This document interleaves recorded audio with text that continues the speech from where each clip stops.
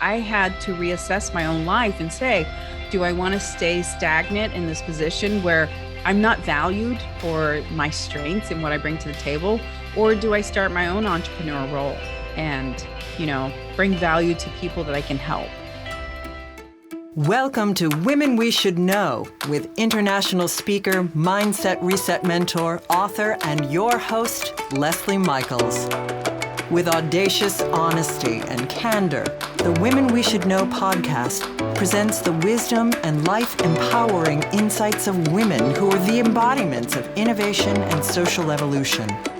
Please join Leslie as she shares potent conversations that will inspire your personal and professional evolutions.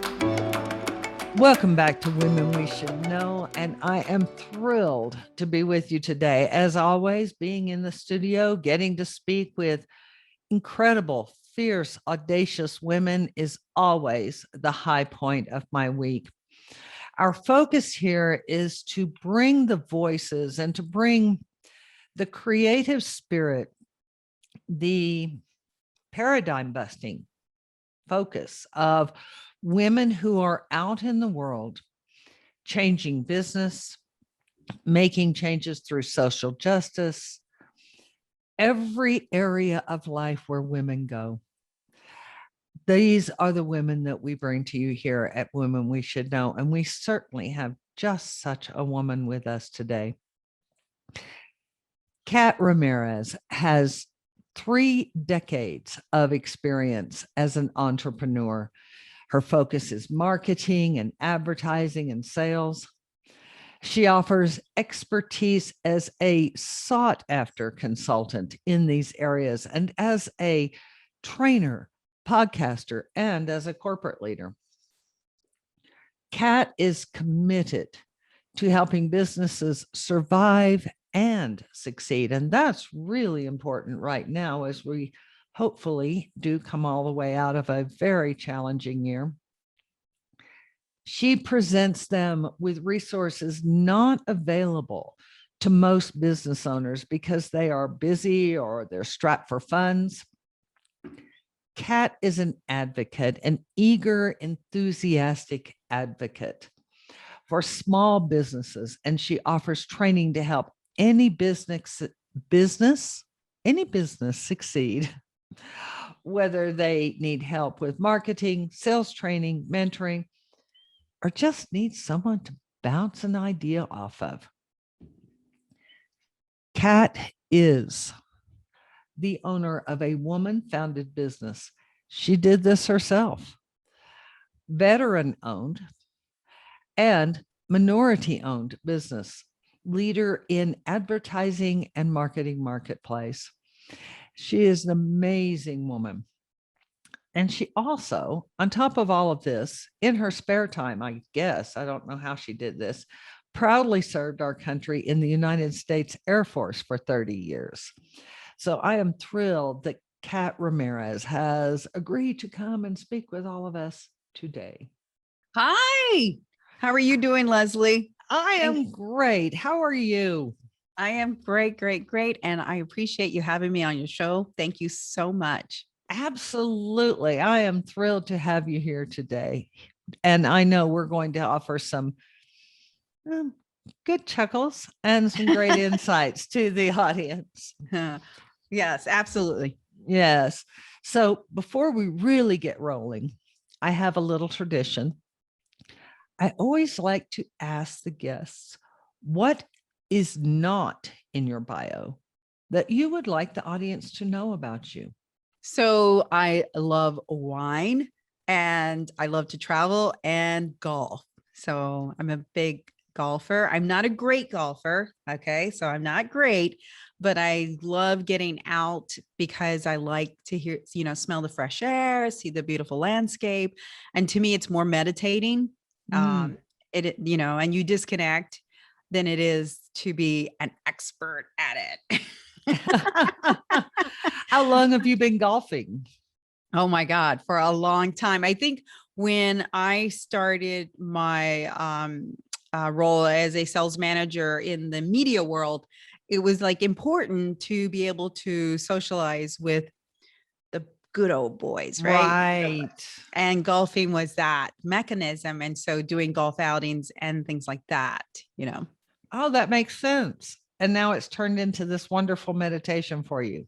That's right. That's right. Isn't that wonderful? It is wonderful. Well, you will never find me on the golf course unless I'm at a side table at the cafe, drinking wine, eating nice food. Watching And them come in. hopefully I've traveled somewhere. So I understand all of that except golf. Yeah, no, I understand. I'm fascinated by the fact that you were in the Air Force for a very long time. I want to get to your business, but Yep. being a woman, being a minority in the Air Force, what was that experience for you? You know, it's a rude awakening because I went straight out of high school. So it came from a very sheltered world. My parents, you know, were very old fashioned. So, you know, we didn't do a lot. We didn't get out a lot. And so to go from a sheltered world, okay, to all of a sudden the military and the training and everything that you have to go through to weed out the people that aren't tough enough, right, to stay in the program. That was a complete and utter shock, you know, a culture shock. And it was probably really, really good for me in my experience because it taught me how to survive. You know, it taught me Right. really, really quick how to survive and how to figure out what are my strengths and what are my weaknesses. So, you know, the whole experience of the military in itself is great because, you know, you learn chain of command, you learn authority, you know, you learn how to follow instructions and to set goals, right?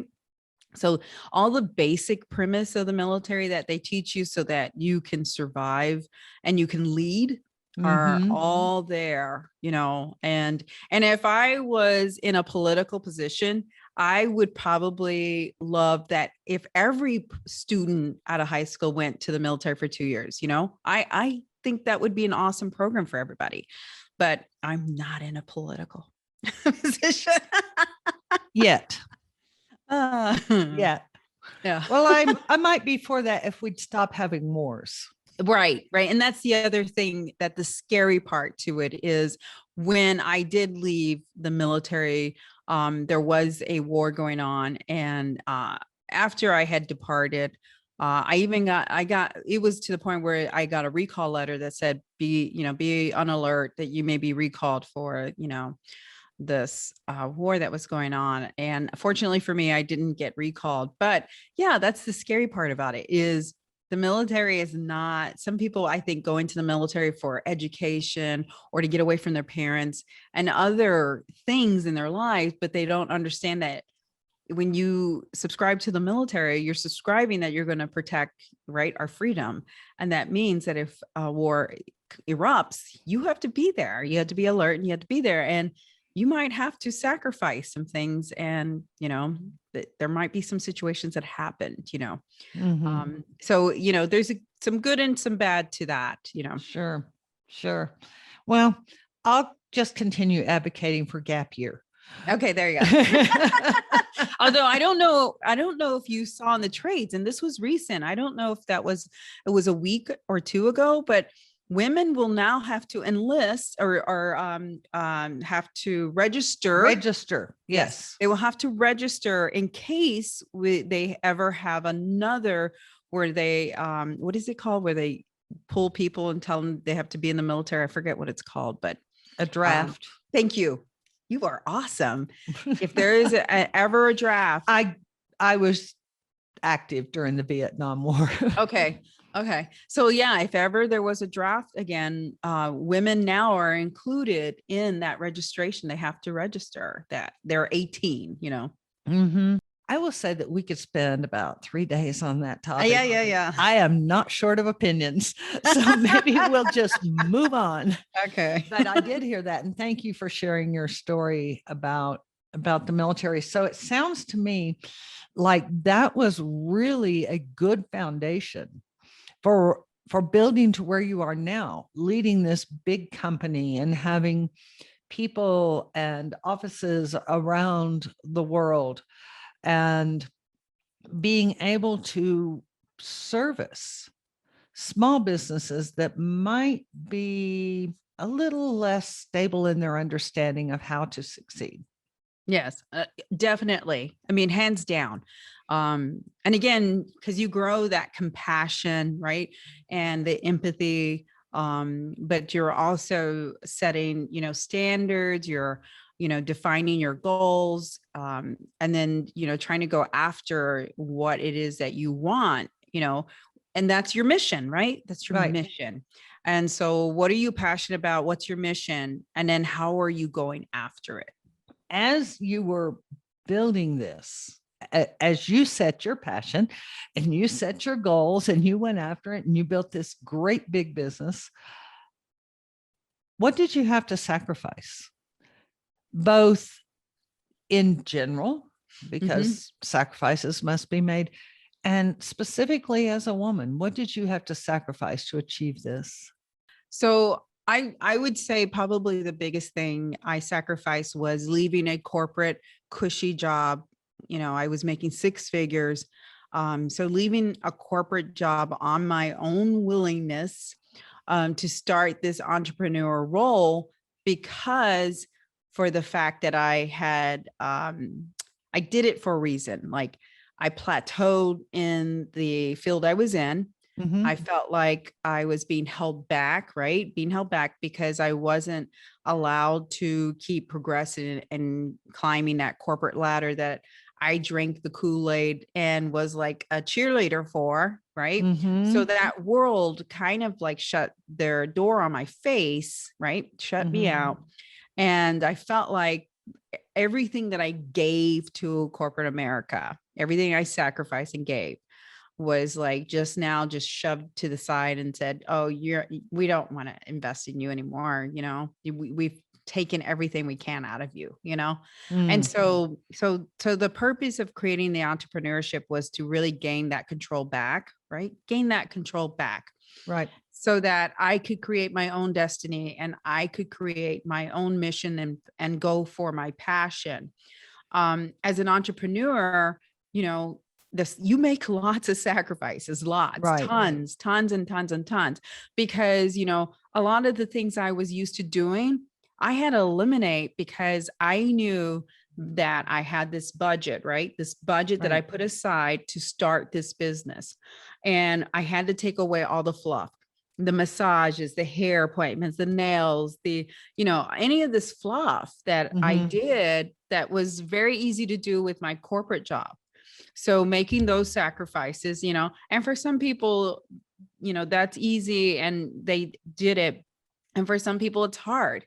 For me, it was just a part of what this is the next step, weed out everything I don't need to do so that I could put all my money and everything, all my eggs in this basket for this entrepreneur role, because I wanted it to grow. I wanted it to be successful. And I needed to get past that 5-year mark, because the 5-year mark is that legacy of, if you don't make it past 5 years, your business is not going to survive, right? Because the failure rate is really, really high from 5 years and below. Right. And so a lot of it's a marathon. You're in a marathon and you're running and you're in this marathon. And how long are you going to be able to sustain the hits, the punches, right? The hits and punches to get past, a certain point. And when you get past that certain point, it's not like you're not getting hit and punches. Yeah, it doesn't magically turn into Wonderland. No, I know. It just means you're better equipped for it. You're just better equipped. That's right. And That's you're mentally, physically, and financially better equipped to handle it. And that's the big challenge for entrepreneurs. So, as a female, you make a lot of sacrifices because, it's your time, right? And you have to evaluate that against your family and then your personal life. And I will tell you, in the beginning, I probably worked harder as an entrepreneur than I did as a corporate person. And it's unhealthy. And if you don't keep yourself in check, if there's not, if you don't have a tribe of people supporting you, mentors, reminding you that, hey, you should take care of you, because if you don't take care of you, then this whole dream is going to go away regardless, period. Right. You know, and I Right. think that's probably the biggest lesson. If I had to let any entrepreneur know is, you know, it is a big struggle. It is a big challenge, but you can balance things, and you need people to remind you to take care of you. You got to. Absolutely. And women are notorious for not taking care of themselves on many levels, but primarily in reference to business, not being willing Right. to spend that money and that time for personal coaching, personal mentorship. They just did a huge article in Harvard Business Review, Uh-huh.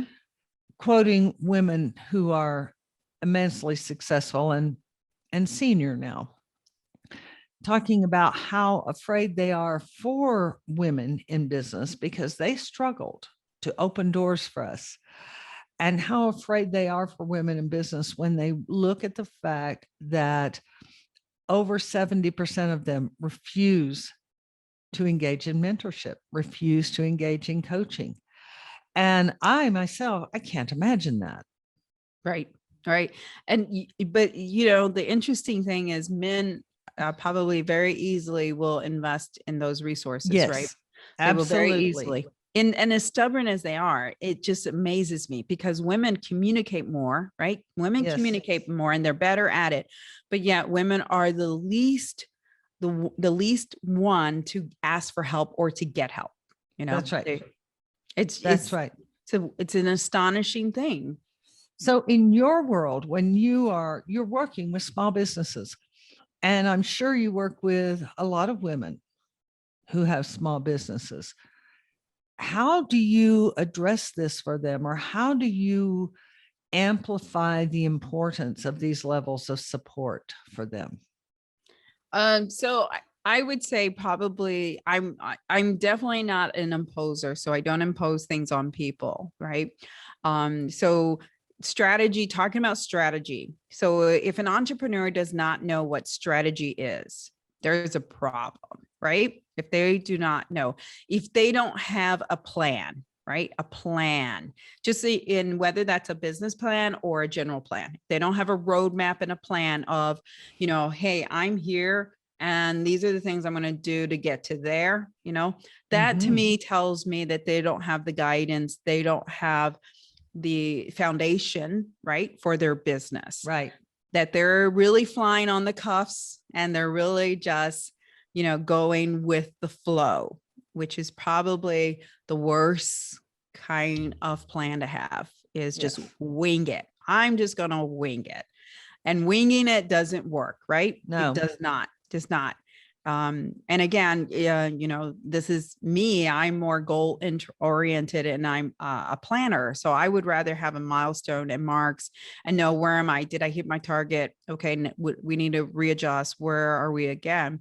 Whereas some people are, again, they're just winging it. And, you know, I think the other thing too for women and entrepreneurs is, this is your life investment, you know, and I don't care if it's $5,000 that you put into this business or 100,000, doesn't matter, right? This is your investment into your company, into you, and you want it to succeed.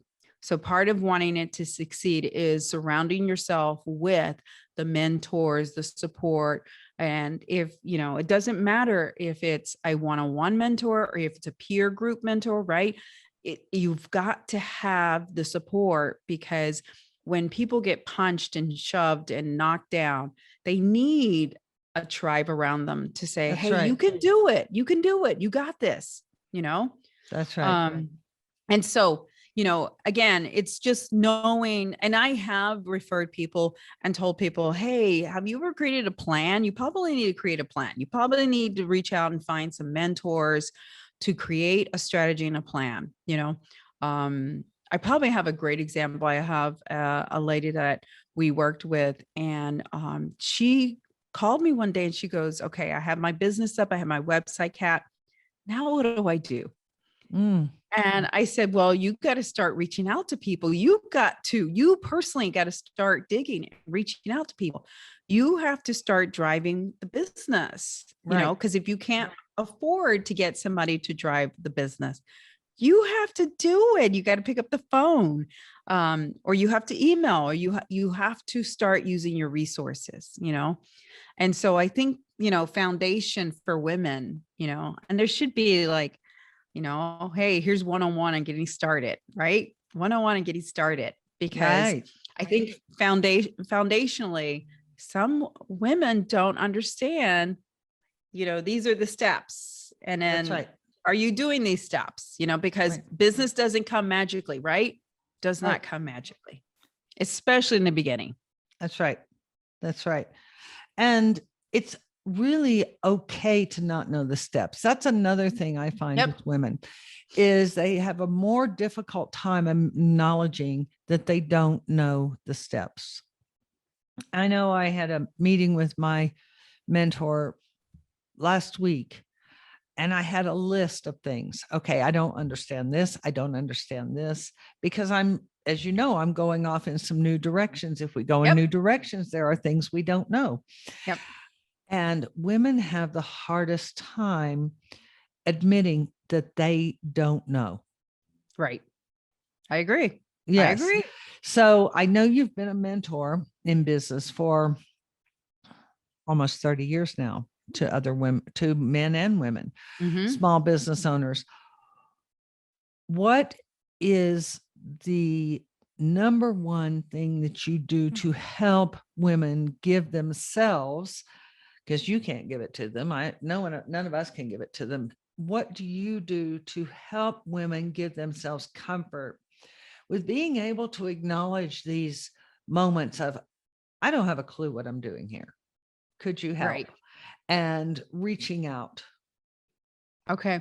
So, this is a great conversation because I'll have to give you a great example of this because this happened recently. And a client said, I need this, right? The client said, I need this. And so I said, why do you think you need this? Like, why? Tell me why you think you need this and what's the purpose of this, right? And let's say it's some hypothetical thing like they needed to be Google AdWords or whatever. It's just something hypothetical. And I said, I need you to reflect on the business that you have and who is your target audience. So I think the thing I bring to the table for people, for women, when they come to me and I'm a resource for them, is I'm going to push back, right? I'm going to push back and I'm going to question, why do you think you need this? Is it because somebody told you? Is it because you read this? Is it because everybody around you is doing this, right? Doing this. And so in this situation, and I remember what it is now, somebody wanted to be on YouTube. And in this situation, so I pushed back and I said, let me pull the stats on YouTube because I don't think that's your target audience, and their target audience is an older, right? An older demographic. It is Right. a 50-year-old, 50, 60-year-old. And then, so my question was, is 50 and 60-year-olds really on YouTube? Because I got to question that, Right. And, Right. and so to me, it was, they got false information, right? False information. And if it hadn't have been me, right? If it hadn't been me and they went to someone else, they would have took their money and put them on YouTube. Okay. That's right. That's and right. so my thing was, let's talk about this and I'm going to push your buttons and I'm going to push back, because if that's not the direction that you are supposed to be in, right, then don't spend your money and waste your money there. And That's right. not knowing how to analyze this, right? Because they're an entrepreneur, not knowing how to analyze and not knowing how to figure out, is this really the avenue I need to go through? Right. Right. And so just having, it's like you said, Leslie, having the conversation, just having the conversation so that we know this is the right place. Or did you just hear this from someone or read it and thought, I should be there too? That's And right. Oh, I heard that that's so popular. That doesn't mean it's the right pair of jeans for you.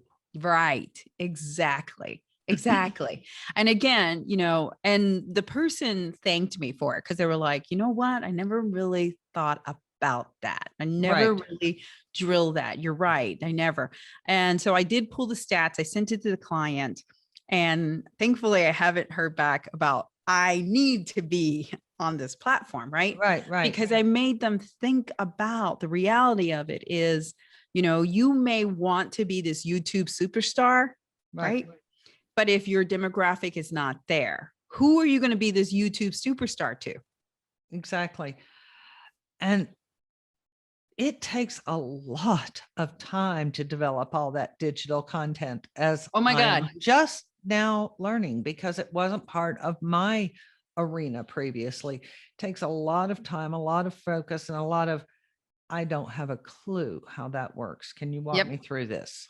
Right, exactly. And that was the conversation I had with this person because I said, are you wanting pennies off of YouTube money, right? The revenue off of people viewing your videos, or are you wanting the big dollars of selling your product?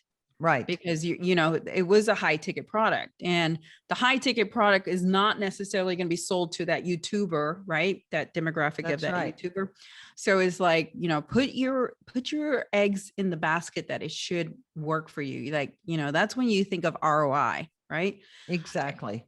And so I think the opportunity, or to answer your question, is when I talk to entrepreneurs, sometimes I divert them and tell them not to do that. And I don't think everybody does that, because again, I want long-term. I want a long-term relationship. I'm not selling a product. When I was in TV, I sold a product. I was just in it for the product, sell it, get done, sell it, get done. Right. Now, as an entrepreneur, I'm a strategist, right? I'm a strategist. I'm helping people understand what is the long-term goal for this? What do you want in the end game? Because if it's to sell your product, your solution, that's different than trying to get pennies from YouTube views. Totally different. That's totally right. different. That's right. Now, one more question on this topic of mentorship. It's a pet topic for me, and then we'll move forward. But for those small business owners who are just starting out and their budget is more limited. Right. Coaching mentorship can be exorbitantly expensive, really, and worth it. Yep. But absolutely exorbitantly expensive. Mm-hmm. Where would you encourage those women in our audience who are in that position? They're just now starting out. Maybe they're even in the process of still developing their business plan. Yep. Where would be a wonderful resource for them to tap into? Yep. So there are a lot of free resources. Okay. And then, so the thing with free is it is what it is, right? It is what it is. So you're not always going to get the best product. Okay. Right. And people need to understand that when they take free. Okay. Yes. And so my suggestion to people whenever they take free is dabble in a few areas, or, marry that with a paid program that maybe is a group program, right? Maybe a group. Oh, yes. A group program would be great and much more cost effective. Right. Right. Because to me, the value of paying for something is way higher than getting free. But if free is all you can get, by God, yes, take free, take it and run with it. But the whole goal of it is to grow your business so that eventually you wean off free and you get into a mentorship with someone that is going to elevate your company, right? Exactly. That's in the game with you. There's skin in the game, I guess, is what we want to say. Exactly. Oh, the cost of free can be outrageous. Yes. It can be. It can be. It can be. You referenced the sacrifices that women, particularly, because we are still the primary caregivers to the world. Yep. The sacrifices that women in particular make to take the entrepreneurial journey, particularly, specifically at the beginning. Well, I said that and then I thought, no, it keeps on. The sacrifices that women make What would you say was the hardest sacrifice for you to make? You didn't mind letting go of the hair and the nails Yep. and the massage. Yep. What was the most challenging sacrifice for you to make? Security. I had a secure job. I had a very, very secure job, 27 years security. That was the biggest challenge. It was the biggest sacrifice to convince myself that I could do it. Okay. And I think a lot of women run into this. I think a lot of women contemplate this. I think it prevents a lot of women from starting entrepreneur roles. Absolutely does. Absolutely does. Particularly, I want to highlight that you said you'd been doing that for 27 years. I've Yep. spoken to women who have been in 15, 16 years and they won't sacrifice that. Yep. Yep. It's the biggest challenge. It's the biggest sacrifice. And that is a conversation you have with yourself multiple times over and over. Absolutely. Now, dovetailing on that, what was the personal belief that you had cherished for a long time, that personal idea that you had to sacrifice in order to take this journey? Leslie, you have these great questions. I love it. Good. You're good. Thank you. It was, I'm just interested in women's journeys. I love it. This is a great question. This is an awesome question. I drank the Kool-Aid. I thought I was going to be the VP of a TV station in a top 10 market. That was my goal. That was my dream. I drank the Kool-Aid. I was hard set on that path. And when I got to the point where I applied for that next, just that one step above me, right? That one, which was a tier down from what I wanted, so I was 2 tiers away from where I wanted. Right. And I got rejected. I got turned down 5 times. So when you get that kind of rejection, the writing's on the wall, And so what it told me was I didn't fit the model, right? I didn't fit the model. I was a performer and achiever. Okay. But I didn't fit the model. So I didn't look the part and I didn't fit the model that they wanted. And that was crushing to me. That was absolutely crushing because again, as this was my world, it was my dream, it was my passion. I gave it my all. And so, it goes to the point that you talked about is making the sacrifice. I had to reassess my own life and say, do I want to stay stagnant in this position where I'm not valued for my strengths and what I bring to the table? Or do I start my own entrepreneur role and, bring value to people that I can help? That's brilliant. Now, first of all, one little question. While you were being turned down 5 times, the people who were promoted above you, were they less qualified men? You know that answer. I sure do know that answer. So I won't even make you answer it, but I just wanted to put it out on the table because that's how I roll. Yep. And let me just say crushing. That's crushing. It was always a man who got that role. Yes. Mm-hmm. Exactly. Yeah. So as you looked at that and as you took that really big life risk and you walk that path and you came all the way to where you are now, what is the one thing? I mean, we all fall down. Yep. I do not know a successful person who hasn't failed more than they succeeded. We fail our way to the top. Yep. But what is the one thing that when you look back on it, it looked like a failure then, but it is now something you cherish? You got so much from that one seeming failure. So I would say I failed a couple of times, Leslie, because I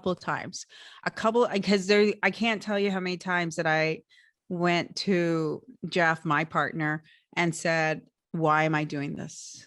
You know, and in tears and, you know, just miserable. And I can't tell you how many times I wanted to throw in the towel and give up, you know, give up. And thank God I had him, because he was like, you know what, you're just about to turn the corner. I promise you, you're just about to turn a corner, you know. And I would say that probably there are a couple pivotal points, you know. So one pivotal point was when the opportunity, the moment that you're seen as an expert and people start to respect you, right? It's not that they start to respect you, you start to see that, right? You start to see That it. is such an important differentiation. Yeah. Yeah. Because you didn't have it before. And all of a sudden you get that sense of, I have this respect that I didn't have in this other environment. That Right. was huge for me. That was huge. Sure. And I think that gave me the energy to keep going. Right. Right. Because you're asked, you begin to be asked to present or speak or do things. Right. Sure. And that to me is a level of respect, that people identify you as an expert in your field. Right. And that's what you want. That's what anybody wants. Okay. That's right. Another pivotal point for me was, it took a year to get clients. It didn't take a year to get clients because I couldn't get them. I had no focus, right? So when I first started my business, you know, the thing that people pounded me, they said, go after funding, get money, you know, blah, blah. They kept talking about funding and money. I'm like, why? You know? So I did it because that's what everybody kept saying in my ears, right? Saying, okay. And I lost focus. Focus of, hey, you can get clients and they give you money. That's right. Clients pay. Hey, why don't you just get clients? So right. A whole year I spent my wheels thinking I had to get this funding, you know, to grow my business. When in actuality, all I had to do was just start getting just do your business. Yes. And yes. So I remember the day that I changed focus and I got my first client. I was like, that's pretty damn easy. Let's do it again and do it again. And that to me was a pivotal point for me, because if you just do it once, you know, you can do it again and again and again. You have to just do it once. And I think that's the challenge for women and entrepreneurs, is they talk about how they're not getting clients. Well, what are you doing to get it? Because if you're just talking, or if you're just having people send email, if you're not doing the do, right? If you're not doing the do, then you can't train someone else to do it. You can't ask someone else to do it. Because if you don't get your first client, to me, that's a win. That's a win. You can replicate that. Oh, that's huge. Absolutely. That is so huge. That is like, yeah, I remember still. Right. Or that one next level client. Those are the moments that keep you going. Absolutely. Yes. Absolutely. Speaking of the way business runs and shifts and pivots, we're coming out of an interesting period. We hope we're coming out of an interesting period. Right. What has COVID taught you? Oh my God. Resilience, right? Resilience is a key word. But COVID taught me a lot. And then, you know what? As much as, you know, people hate COVID, and you can also appreciate COVID, because in adversity, right, is opportunity. That's right. So anytime there's adversity, there isn't a moment of opportunity, and it's just, how are you going to seize that? How are you going to go after it? And COVID taught me a lot of things. So I was forced to close my office, right? So this is the first thing it taught me. So when I closed my office, we lost a lot of accounts. So I had to size down. And then so first off, there were 4 of us, so we could do a lot for just 4 people. Okay. So the machine was in full power. Everybody was all hands on deck. And, you know, I'm so very thankful for the team that I had then and the team I have today, because They were all hands on deck, and they knew that we all had to fight for this, right? We all had to jump in and fight to keep what we had. But the other thing it taught me was the new team that I had was more efficient. That the Mm, people that I was hiring moving forward that were working from home work harder than the people I had in an office. mm, And I could see it. It's like night and day, right? It's mhm, night and mhm. day. So for any of those employers who majorly think that people that work from home don't work, I'm just going to call bull on it, because my team that works from home was maximum power, right? They were just full steam ahead. And I'm so very, very thankful of that. The other thing COVID taught me is I was blocked into Milwaukee. My clients were in Milwaukee and Wisconsin. I was in this little funnel, right? This Mhm. tunnel. Okay. So once COVID was unleashed, I had this digital world that we capitalized on. And now I have clients, what, in Canada, in California, in Florida, in Europe, in Singapore, in Australia. I mean, all over the world. It Right. opened this door of huge opportunity. No longer am I just reliant on my back door. No more, no more, So that was the other opportunity from COVID. And That's then brilliant. it is, It's brilliant.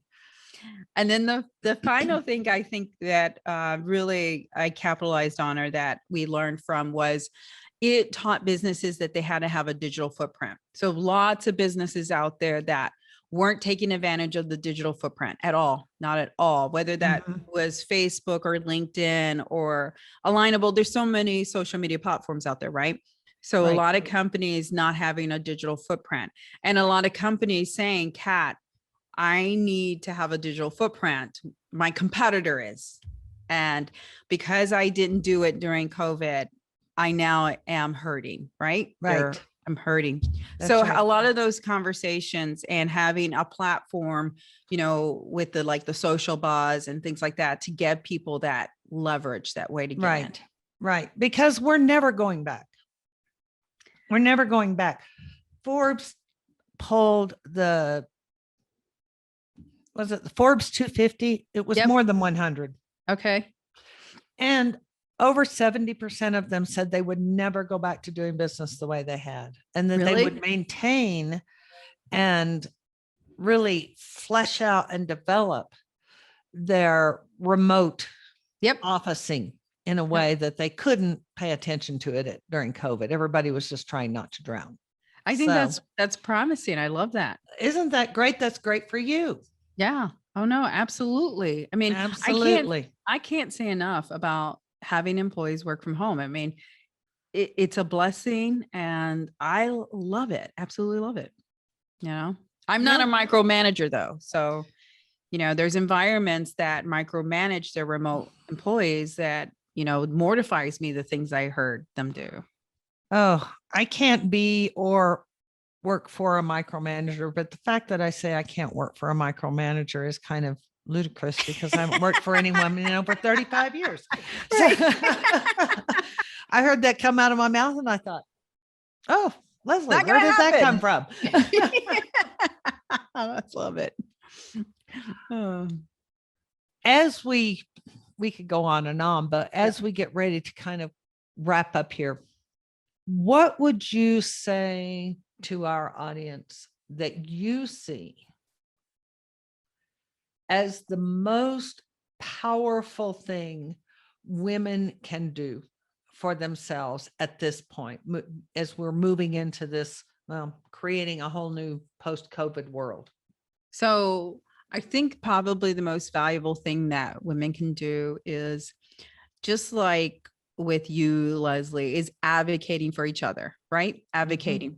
I think the power comes from women working together and supporting each other, and doing what they can to connect people. Right.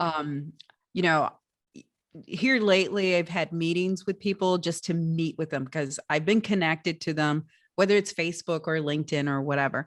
And I said, hey, let's just connect, because I want to know about what you're doing. And I think the biggest powerful thing that a woman can do is connect someone with someone else.